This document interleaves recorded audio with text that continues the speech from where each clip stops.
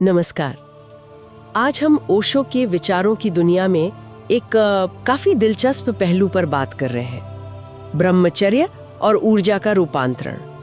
हमारे पास ओशो ब्रह्मचर्य और ऊर्जा का रूपांतरण किताब के कुछ अंश हैं और ये नजरिया मतलब पारंपरिक सोच से काफी अलग है। हाँ, क्योंकि आमतौर पर जब ब्रह्मचर्य की बात होती है तो लगता है इच्छाओं को दबाना है, एक तरह का सख्त कंट्रोल। लेकिन ओशो यहाँ एक अलग ही मोड़ लाते हैं। स्रोत कहते हैं कि उनके लिए ये दमन है ही नहीं, ये तो ऊर्जा का होशपूर्वक बदलाव है, ट्रांसफॉर्मेशन। ये फर्क बहुत गहरा है ना? बिल्कुल सही कहा, ये बहुत बड़ा फर्क है।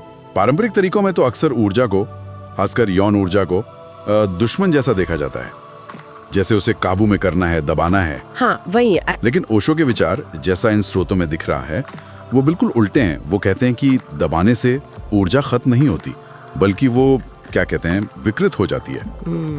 अंदर ही अंदर एक लड़ाई चलती रहती है। सोचिए, जैसे नदी को आप रोकेंगे तो वो कहीं ना कहीं से तो निकलेगी ही, या बाढ़ लाएगी। सही बात है। तो फिर अगर दबाना नहीं है तो इस ऊर्जा का किया क्या जाए, विकल्प क्या है? यहीं पर वो जागरूकता वाली बात आती है ना? हाँ, बिल्कुल।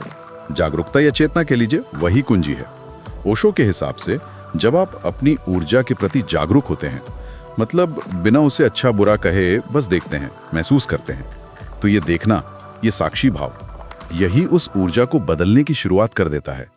जैसे अंधेरे कमरे में आपने लाइट जला दी, चीजें साफ दिखने लगती हैं। अच्छा, और इसी जागरूकता से वो बात जुड़ी है जिसे स्रोत आंतरिक एकीकरण कह रहे हैं। ये सुनने में थोड़ा भारी शब्द लगता है, इसका मतलब क्या हुआ आसान भाषा में? हाँ, आंतरिक एकीकरण बेसिकली इसका मतलब है आपके मन, शरीर, आपकी भावनाएं, इन सब के बीच एक तालमेल, एक हार्मनी।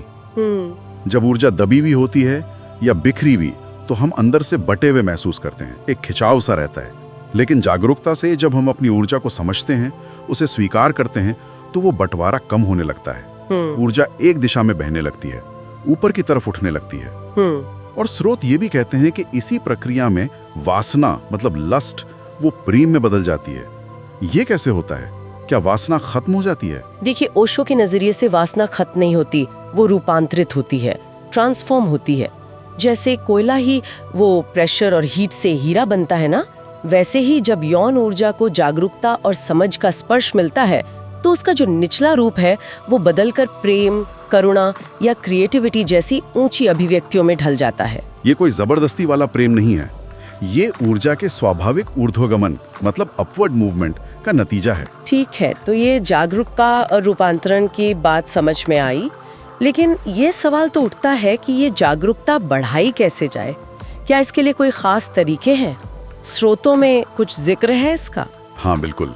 स्रोत इशारा करते हैं ध्यान, यानी मेडिटेशन, और तंत्र की विधियों की तरफ। ध्यान आपकी जागरूकता को तेज करता है, आपको अपने अंदर उठने वाले विचारों, भावनाओं, ऊर्जाओं का साक्षी बनना सिखाता है, बिना रिएक्ट किए। ये उस देखने की क्षमता को मजबूत करता है जिसकी हम बात कर रहे थे। और तंत्र को लेकर तो काफी गलतफहमियां भी होती हैं। ओशो के संदर्भ में स्रोत तंत्र की क्या भूमिका बताते हैं? हाँ, तंत्र को लेकर भ्रांतियां हैं, सही कहा आपने। लेकिन इन स्रोतों के अनुसार ओशो तंत्र को ऊर्जा के साथ सीधे काम करने का विज्ञान मानते हैं। ये शरीर या उसकी ऊर्जाओं को नकारता नहीं, बल्कि उन्हें रूपांतरण का, ट्रांसफॉर्मेशन का साधन मानता है। तंत्र की विधियां आपको अपनी ऊर्जा को गहराई से अनुभव करने और उसे होशपूर्वक दिशा देने में मदद कर सकती हैं। ये जीवन की ऊर्जा को, जिसमें सेक्सुअल एनर्जी भी शामिल है, पवित्र मानकर उसके साथ होशपूर्वक जुड़ने का रास्ता है। संघर्ष का नहीं, स्वीकार का और रूपांतरण का। तो मतलब अगर हम पूरी बात का सार निकालें तो ओशो ब्रह्मचर्य को नियमों का पालन या सिर्फ फिजिकल कंट्रोल के बजाय एक आंतरिक यात्रा की तरह देख रहे हैं।